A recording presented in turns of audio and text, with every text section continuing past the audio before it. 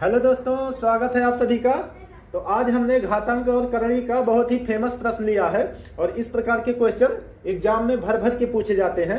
तो क्वेश्चन क्या है, √56 minus √56 minus √56 dot dot dot infinite तक है। तो इसको हल कैसे करेंगे, चलिए समझते हैं। तो देखिए 56 है तो 56 को बाहर लाएंगे।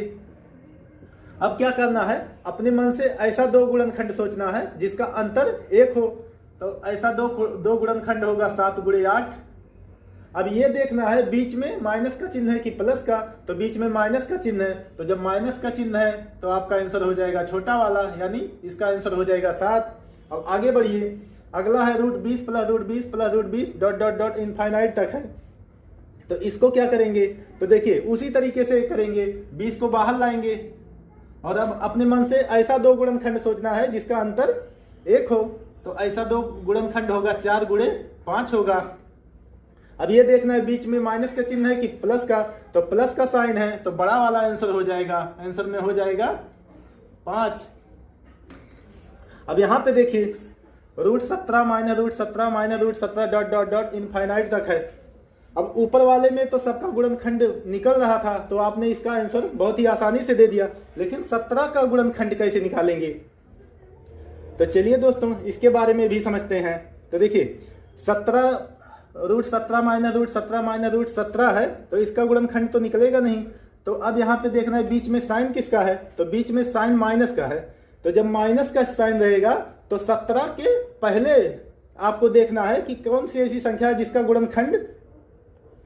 गुणनखंड टूटेगा और अंतर 1 होगा। तो 17 से पहले सोचना है। तो 17 से पहले 16 नहीं, 15 नहीं, 14 नहीं, 13 नहीं, 12, हाँ 12 होगा। अगर 12 को 3 × 4 में तोड़ेंगे तो अंतर इसका 1 का हो रहा है कि नहीं, हो रहा है, अंतर 1 का हो रहा है। तो अब इसका आंसर में हो जाएगा, आंसर हो जाएगा 3 और 4 के बीच में। इसका जो आंसर हो जाएगा 3 और 4 के बीच में हो जाएगा। तो उम्मीद करते हैं कि आपको ये क्वेश्चन अच्छी तरीके से समझ में आ गया होगा। अब मान लीजिए अगर बीच में प्लस होता तो 17 के बाद वाली संख्या को सोचना होगा कि 17 के बाद ऐसी कौन सी संख्या है जिसका गुणनखंड करने पे अंतर 1 का होगा। तो 18 नहीं, 19 नहीं, 20, हाँ 4 × 5 = 20। तो इसका आंसर हो जाता 4 और 5 के बीच में अगर प्लस होता तो, लेकिन माइनस है तो इससे पहले वाला सोचना है। तो इसका आंसर हो जाएगा 3 और 4 के बीच में।